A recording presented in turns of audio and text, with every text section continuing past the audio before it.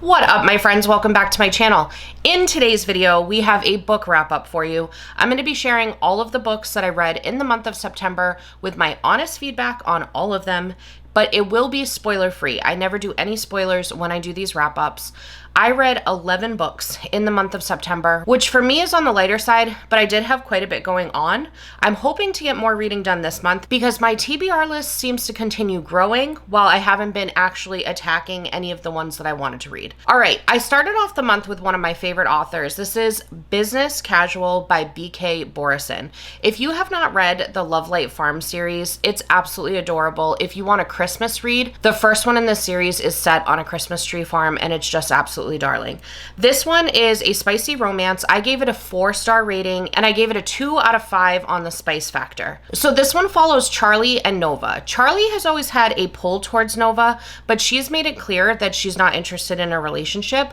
She offers him a one-night stand and he is so desperate to get near her that he'll take anything she's willing to give. One of the main reasons why I love B.K. Borison as much as I do is because I feel like she is the GOAT, greatest of all time at writing book boyfriends. And Charlie in this book was no exception. He was the ultimate book boyfriend, completely swoon-worthy and just wonderful. The reason why this book was a 4 for me and not a 5 is, first of all, I'm not that into the one-night stand trope.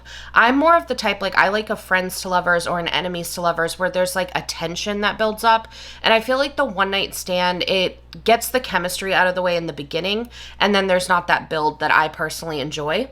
I also kind of got lost in the middle of the story because it didn't feel like a lot was really going on. So there wasn't much plot in the center of the story.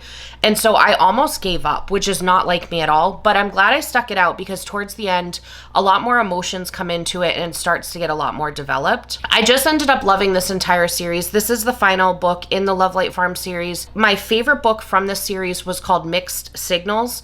You can read each of these books as a standalone if you wanted to. There will be background characters referenced, but there's nothing plot-wise that's really gonna change much because they're all happily ever after romances. So if you're looking to just pick up a quick read and you want a guaranteed one, Mixed Signals would be the one that I would recommend the most.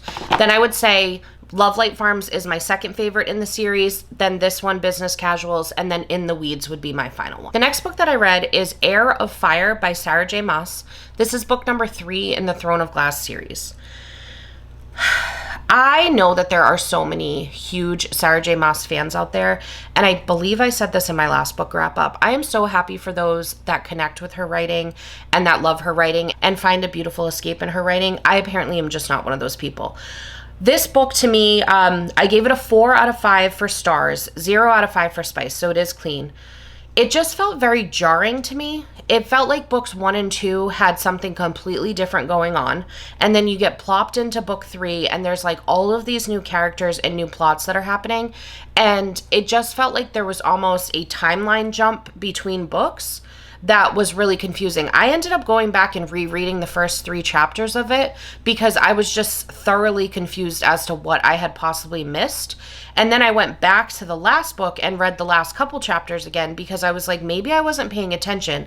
But no, it's seriously just like you are thrown into an entire new cast of people in book 3. So it just felt very separate from the first 2 books. I don't know what happened there. I will say though that one of the new characters that ends up getting introduced pretty much saved the book for me. I was really invested in her because I actually do not like the main female character from this series whatsoever. So having that new refreshing person to root on really helped me in this. I also forgot to mention at the beginning of this that I'm not going to give a summary because I don't want to give away any spoilers that could hint something that happened in book 1 or 2 because it is meant to be read as a series. I don't have an investment in this book series whatsoever. I did start the following one, which I believe is called Queen of Shadows, book 4. I only got up to chapter like 11. And I was having to negotiate with myself to read that book. I'm going to read 2 chapters and then I can read a historical romance. and then I'll read 2 more chapters, and then I can read a thriller. I was having to negotiate with myself, so I've decided just to call it quits. So I'm giving up on the Throne of Glass series, but those are my thoughts on the Heir of Fire book by Sarah J. Maas. Next up, we have a little cozy fall read, Fall I Want by Lyra Parish. This one is a spicy romance. I gave it a 3-star rating and 2 out of 5 on the spice. This one follows Zane, who returns to a small town that holds a special place in his heart. He ends up meeting Autumn, and he's very intrigued by her, but unfortunately for him, he did not leave her with the best first impression of him. Okay, so here's the deal with this one. If you're not into cursing in books, I wouldn't even pick up this book. I personally swear like a sailor in my real life. I've gotten way better at it now that I have kids who mimic every single thing I say. So for me, it almost felt relatable to me at first, but then it just kind of felt a little unnecessary. So if you don't like cursing, I don't think that you would like this book at all. I think that it would get incredibly distracting. Outside of the cursing, I thought that it was starting out really strong. It was super sassy. It was really funny. I really enjoyed the main female character, but then it just kind of fell off for me. I think my main issue with this one is Zane, the main male character. He reeked of entitlement, and he just felt so far out of reach. And I felt like Autumn was acting like she was being swept away by romance, but to me, it was just a billionaire being a brat. I didn't like the way that he was speaking to other people in the book. I didn't like the way that he talked to like waitresses. And so it took away from the romance of it, because even though he was romantic towards his girlfriend in the book, he wasn't being nice to everybody else. And to me, that's just a major red flag. So if you're looking for like an autumn set book, maybe pick it up, but it's not one that I would rush to read. By the way, my dog is next to me again, and she's going through some dramas, so if you hear some weird noises in the background, that's just Stella. She says hello. Next up was The Matrimonial Advisement by Mimi Matthews. This is a historical romance. I gave it a 4.5 out of 5 on stars, 0 out of 5 on spice, so it's all closed door. This one follows Helena, who needs to escape her life in London, so she answers an ad to be a wife for a man who's running an abbey. It turns out that both of them are carrying secrets, and they find themselves turning to one another, even though this is more of a business arrangement. What I loved about this book is it felt so mature. It just felt like a very mature, very elegant romance.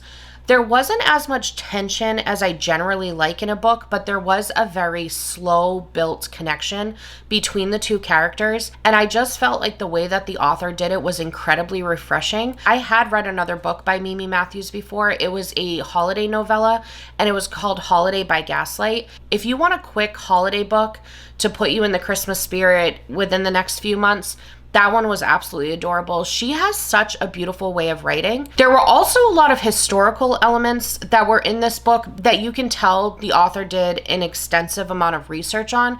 So I felt like I was getting educational information as I was going through this romance. So overall, this is a very strong recommend from me. All right, the next book that I read was called The Beekeeper by S.M. Shade, who is one of my favorite authors. And I actually got to read this book a little early. It has since released, but I do just want to disclose that I was sent this book ahead of time in exchange for an honest review. First of all, I just want to say I'm very selective with the books that I even accept to do something like that. And second of all, my ethics mean more to me than getting a free digital copy of anything. So rest assured, even if I'm provided a book, it will always be honest feedback that you're getting from me. So this one here is a spicy romance. I gave it a 4.5 out of 5 on stars, 2 out of 5 on spice. And this one follows Callie, who's trying for yet another fresh start, and this time she's doing it in a secluded cabin. She ends up running into her mysterious recluse of a neighbor who she is both wary of and intrigued by. Okay, so this book was a complete and total surprise to me, because the books that I've read from SM Shade in the past have been on like the raunchier side of romance. They're hilarious, like unhinged, chaotic, pure entertaining energy in her books. Absolutely recommend. If you want one to start with, Anger Banger by her is absolutely so funny, but you do have to have like that raunchy style comedic interest. This book was completely different. This one was more of like a romance suspense. There was a little bit of a mystery happening. Both the male and female character have some dark things from their past that they're working through, and it ends up causing issues for them in the present, but they're not sure whose past is the problem in the situation. And it was just a very, very interesting book. Way slower than I expected and way slower than I normally enjoy. Apparently, I will just read restaurant menus written by SM Shade at this point because I absolutely loved it. If you're looking for something with like a little bit of a creepy vibe to it, but still lighthearted enough not to make your heart race, this is one that I would recommend. Oh, the next book. I am so excited to be able to talk about this book. It's called The Vows by Jessica Joyce. This one was a 5-star read for me, and for spice, I gave it a 2 out of 5. It's a spicy romance book. This one follows Georgia, who is on a mission to make sure that her best friends have the best wedding day, but the man who broke her heart is the best man, and he's going to be alongside her every step of the way. The problem is that they never clued their friends in to exactly how devastating their breakup was, and so now she has to pretend that everything is fine. I don't even understand what happened during this book, but I was completely swept away by it. It's a romance, but it felt like so much more than that. There was such a deep emotional story in this one, and it was so easy to relate to. It was filled with like found family aspects and self-discovery aspects. It's definitely not the lightest romance that there is, so if you're looking for like a light, fluffy romance, this might not be the one to pick up right now. But if you are looking for one that's a little bit more involved and absolutely breathtaking, I would 100% recommend that book. I was on a streak. The next book that I read, Dial A For Aunties by Jessie Q. Sutanto. Hopefully I'm saying that correctly.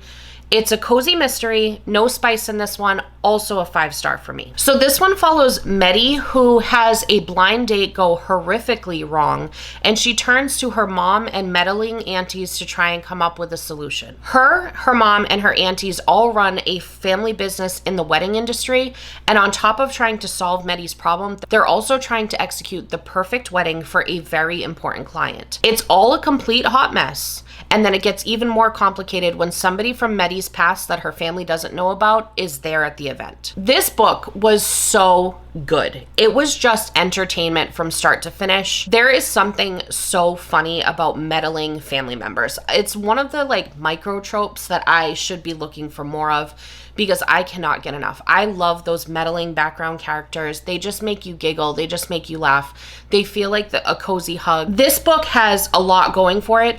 It's a cozy mystery, but there's like an element of romance as well. And then comedy is there. I don't read a lot of books that could identify as comedy, but this one definitely could. So I felt like it had a beautiful blend of genres, but it also had a beautiful blend of cultures.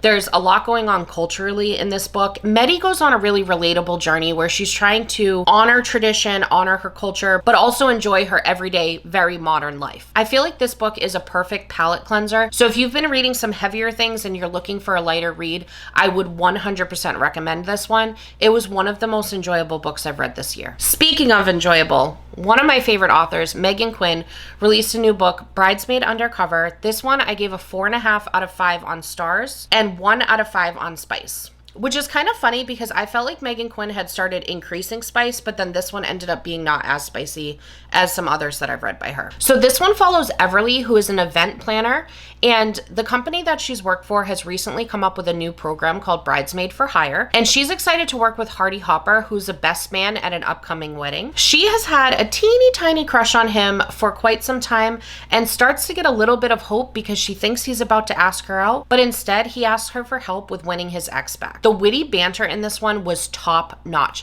So funny. Megan Quinn is just the queen of romantic comedies. She has such a quirky but not at all awkward way of writing dialogue. I want to be in her group of friends because I'm like, these must be conversations she's had at some point or been witness to, because there's no way that that could just live in her head. Other than that, I might just want to live in her head if that's the case. The comedic scenes that she comes up with are just so good. This one is basically a friends to lovers. There's like a hidden crush situation that's happening, but the overall trope on this one is friends to lovers. And I just felt like the relationship was developed in such a natural pace, and it felt so beautiful. Like as they were falling in love, it felt like I was falling in love with them. The tension built up very, very slowly. So if you like a slow burn, this one would definitely be for you. The comedy side was really, really quick, but the romance side was a slow burn. So if you are into a slow burn romance, this would definitely be the one for you. All right, the next book that I read was called Catch and Keep by Erin Hahn. And this one was one that was sent to me in exchange for an honest review, and it actually releases on October 15th of this year. So I believe this video will be going up before its release date. So be sure to bookmark when that book is coming out, because this one I gave a 4.5 out of 5 for stars and 2 out of 5 for spice. It is a spicy romance. This one follows Marin, who just walked away from her long-term boyfriend and put her career on hold, and she runs away to a little bait shop that her fishing mentor had left her. When she gets there, she ends up running into her brother's best friend Joe, who's going through his own life changes. Despite the fact that her brother has tried to warn her away from him, they seem to keep leaning on one another. I absolutely loved this book. I felt like it was just so honest and so mature. There was such a sense of comfort between the two main characters and in their relationship. It felt more like adults that found support in one another, which turned into love, and I just loved the way that the author put that together. I also loved how raw and messy this book was. There were some background characters that were causing some issues with the main characters, and I felt like the way the author has the characters navigate it felt incredibly genuine. Nothing was tied up in a pretty little bow. It felt like there was a realistic edge to it, but overall I just walked away feeling like this was such a heartwarming and such a beautiful read that just had so many different layers to it, and I definitely recommend. So if you're looking for a way to support the author prior to the release date, please consider pre-ordering the book. It does come out October 15th. All right, the next book that I read was called For Better or Hearse by Ava Hunter.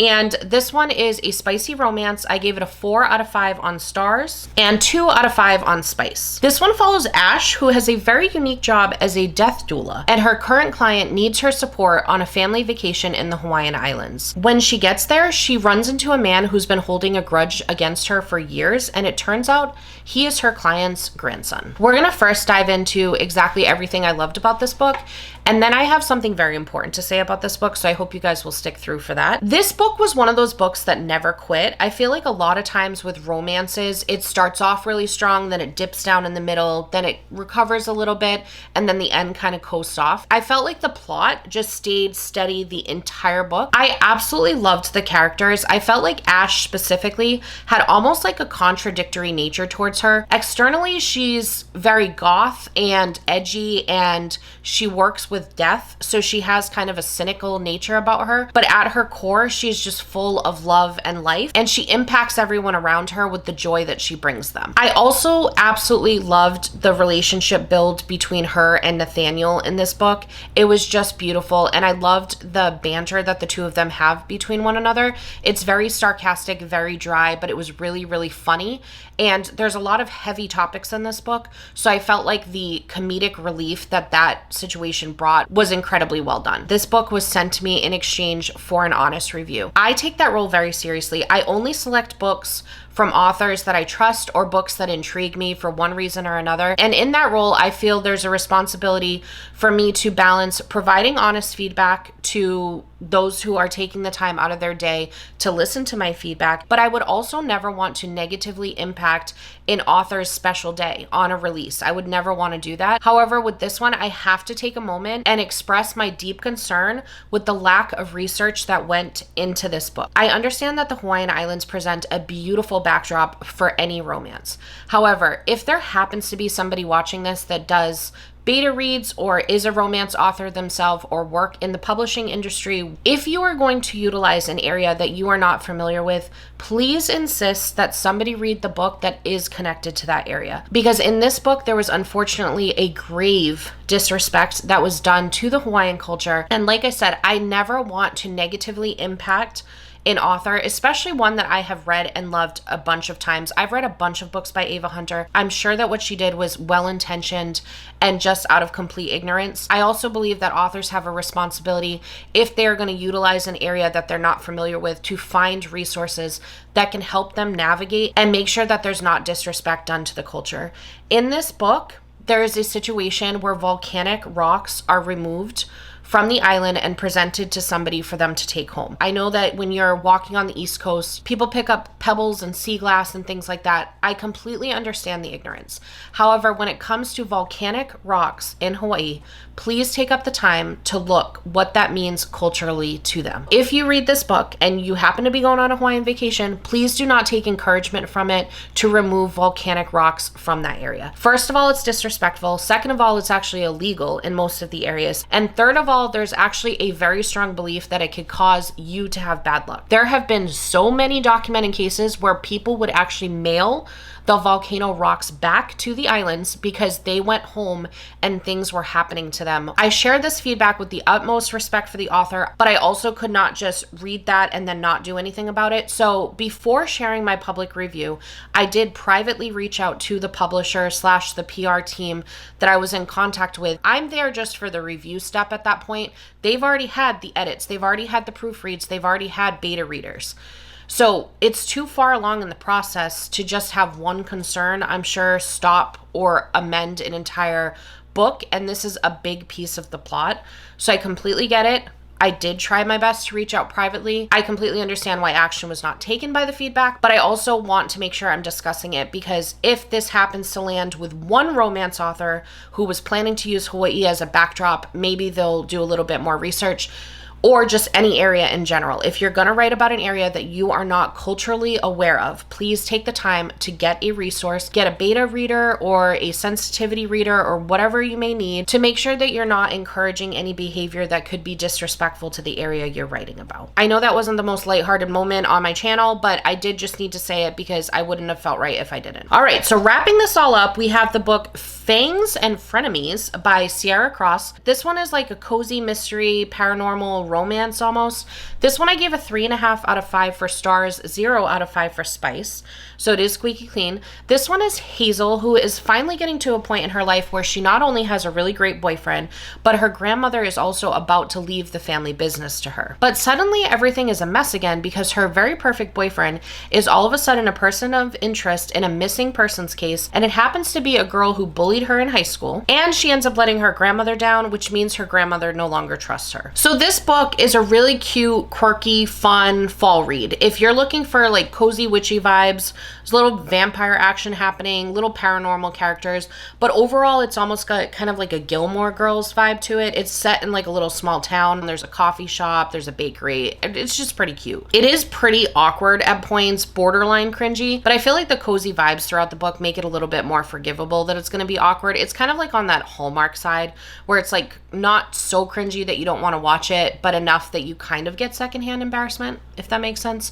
So overall, it's not one that I would like rush to read, but if you're looking for like a light supernatural type read, it was cute and it was definitely not a waste of my time. I forgot to mention it at the beginning, but in these videos, I have started adding a layer. In the end, I tell you my top 3 book recommendations from the month. So number 1 for me is definitely The Vows by Jessica Joyce. And then the next one is Dial A For Aunties by Jessie Q. Sutanto. And then last but not least would be Catch and Keep by Erin Han. Those were my top 3 book recommendations for the month of September. If you enjoy book content, be sure to go find me on Instagram. It is always linked down in my description box. It's at Kate Chapters on Instagram. I share probably 3 to 4 days a week. I share a book review. I also make like a lot of really fun lists where I'll do like fall reads that I've loved, my 5-star recommendations, best historical romances, things like that. So if you're looking for a way to overwhelm your already incredibly long TBR list, please head over there because I'm happy to take you down with me. And if you enjoyed this video, be sure to check out all of my other book videos. I have the playlist for that linked down below as well. I hope I delivered whatever you needed when you clicked on that thumbnail, and I hope you have a magical day. Bye.